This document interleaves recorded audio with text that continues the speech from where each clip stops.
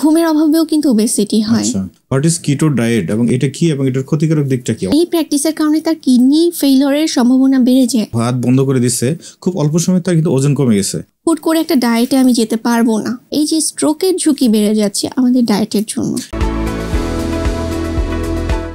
অতিরিক্ত ওজন কমানোর জন্য স্পেসিফিক ভালো একটা ডায়েট প্ল্যান কি হতে পারে? আসলে ডায়েট প্ল্যান বলতে আমরা যেটা বুঝি যে weight loss or weight gain. তো এক্ষেত্রে কি করতে পারি?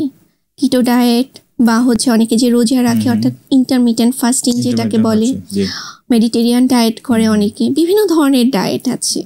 সেক্ষেত্রে প্রথম কথাই হচ্ছে, যখন আমরা দেখবো যে আমরা ওবেস হয়ে যাচ্ছি কোনো কারণে, কি কারণে হচ্ছে রুট কজটা আমাদেরকে বের করতে হবে। সেটা হতে পারে আমাদের ফাস্ট ফুড ইনটেক কাট করে দিতে হবে, হতে পারে আমাদের ইনসাফিসিয়েন্ট স্লিপিং, আমরা ঠিক মতো ঘুমাচ্ছি না, সেটাকে আমাদের রেগুলেট করতে হবে, অর্থাৎ আমাদেরকে রুট কজ বের করতে হবে। যদি দেখি যে আমি রুট কজ পাচ্ছি না, হুট করে একটা ডায়েটে আমি যেতে পারবো না। কারণ হচ্ছে আমার ফিজিক্যাল কন্ডিশন কেমন আছে, একজন এক্সপার্ট ছাড়া ডেফিনেটলি ইন জেনারেল পার্সন কিন্তু বলতে পারে না। এর জন্য প্রথমে দেখতে হবে যে আমার কি কি প্রবলেম আছে, দেন সেই প্রবলেম অনুযায়ী আমার সলিউশনটা খুঁজতে হবে। আরেকটা বিষয় হচ্ছে, যখন আমি দেখবো যে আমার ওয়েটটা ম্যানেজমেন্টটা হচ্ছে না ঠিক মতো, প্রথমেই নিজের সেলফ প্র্যাকটিসটা হবে প্রোটিন, কার্ব, ফ্যাট ঠিক পরিমাণ মতো খাচ্ছি কিনা, যে পরিমাণ ক্যালোরি আমি ইনটেক করছি সেই পরিমাণ আমি অ্যাক্টিভ কিনা, আমার অ্যাক্টিভিটি লেভেলটা কেমন।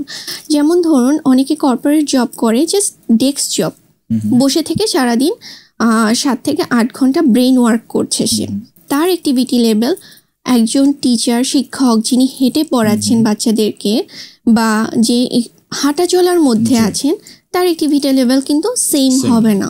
এবং যারা ঘরে থাকেন তাদেরও অ্যাক্টিভিটি লেভেলটা সেম হবে না। তার অ্যাক্টিভিটি লেভেল অনুসারে ক্যালোরি ইনটেকটা এনশিওর করতে হবে এবং ওয়েট লস জার্নিটা সবসময় চেষ্টা করতে হবে খুব র্যাপিডলি যেন না হয় ওয়েট লস, এটা শরীরের জন্য ক্ষতিকর। সবচেয়ে স্মার্ট গোল হবে প্রত্যেক মাসে 3 থেকে 4 কেজি সর্বোচ্চ ওয়েট লস করাটা। আচ্ছা, সেই টার্গেটে যেতে হলে অবশ্যই ফুড মেনটেন, যেটাকে আমি বলছি, ক্যালোরি ইনটেকটাকে, এবং একই সাথে ঘুম নিশ্চিত করতে হবে 6 ঘন্টা ঘুম হচ্ছে কিনা। ঘুমের অভাবেও কিন্তু ওবেসিটি হয়। অনেকে মনে করে ফ্যাট ইনটেক করলে ওবেসিটি হচ্ছে, ফ্যাটটাকে বাদ দিয়ে দেয়, রাত জাগলে মুটিয়ে যায়, এরকম একটা রিসার্চে বলে। অবশ্যই ঘুম ঠিক মতো হচ্ছে না, 6 ঘন্টা আমি ঘুমাচ্ছি কিনা। অনেকের আছে নাইট শিফটে ডিউটি করে, এটা রেয়ার কেস, তাদের ক্ষেত্রেও কিন্তু ঘুমটা দিনের বেলা সেই ঘুমটা পরিপূর্ণ হচ্ছে কিনা সেটাও নিশ্চিত করতে হবে। বা আমি যে কাজ করছি আমার ক্যালোরি ইনটেকটা আমি কমিয়ে আনছি কিনা সেটাও দেখতে হবে। অনেকে দ্রুত খেয়ে ফেলে খাবার, দ্রুত চিবিয়ে খাওয়ানোর ফলে কিন্তু মেটাবলিজম কম হয়। আস্তে আস্তে চিবিয়ে চিবিয়ে খেতে হবে, ধীরে চিবিয়ে, এবং খাবারটাকে, সেটা ছোট বাচ্চাদের ক্ষেত্রেই না, বড়দের ক্ষেত্রেও মাইন্ডফুল ইটিং হ্যাবিট যে প্র্যাকটিসটা সেটা করতে হবে। আমি স্ক্রিন সামনে রেখে খাচ্ছি, বড়দেরও প্র্যাকটিস হচ্ছে, এই প্র্যাকটিস থেকে দূরে থাকতে হবে। আচ্ছা, আমি এই সম্পর্কে একটু জানতে চাচ্ছি যে অনেকে লো কার্ব ডায়েটের ব্যাপারে আগ্রহী হয়, অর্থাৎ অনেকে আবার কার্বোহাইড্রেট টোটালি বাদ দিয়ে দেয়। তো এই বিষয়টাকে আপনি কিভাবে দেখছেন? এটা একদমই ভুল একটা প্রসেস ওয়েট লসের। অনেকে মনে করে যে আমি কার্ব টোটালি অফ করে দেবো, এবং অনেক পেশেন্ট আসে যে তারা 2-3 মাস হয়ে যায় ভাত খাচ্ছে না, রুটি খাচ্ছে না, জাস্ট ভেজিটেবল, এবং সেই একই সাথে ফ্যাট জাতীয় খাবার খাচ্ছে।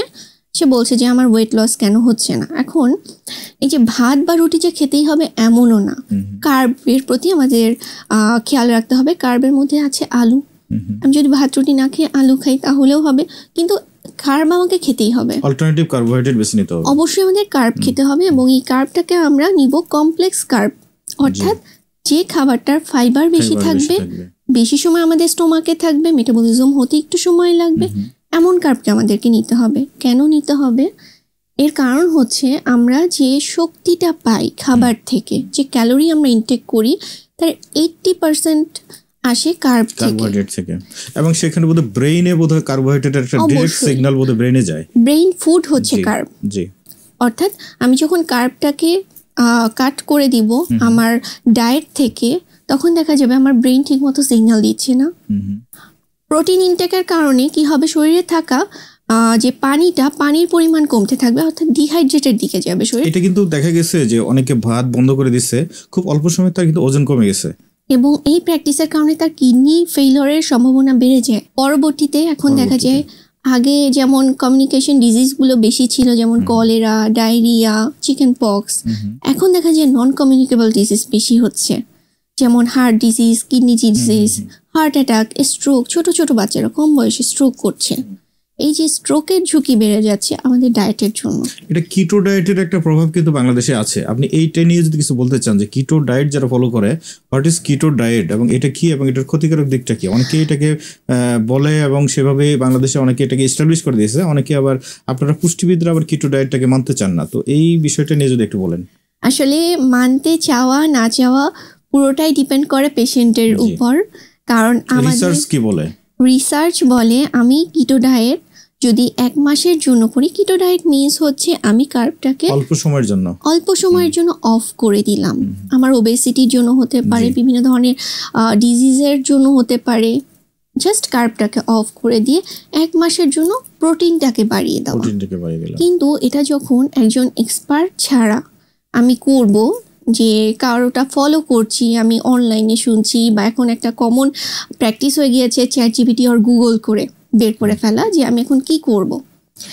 আমার ফিজিক্যাল কন্ডিশন অনুযায়ী যদি আমি লং টার্ম এই কিটো ডায়েটের প্র্যাকটিসটা করি, তাহলে শরীরে অবশ্যই এই যে আমাদের মেইন ক্যালোরির বা মেইন শক্তির যে উৎস কার্ব, তাহলে সেটা অফ হয়ে যাচ্ছে, যে কারণে আমাদের শরীরে যেমন ডেফিসিয়েন্সি ক্রিয়েট হবে, আয়রন ডেফিসিয়েন্সি ক্রিয়েট হবে, আমাদের বিভিন্ন অর্গানগুলো যে স্ট্রেস ফিল করবে, যেমন আমাদের কিডনির উপর একটা স্ট্রেস পড়বে, লিভারের উপর স্ট্রেস পড়বে।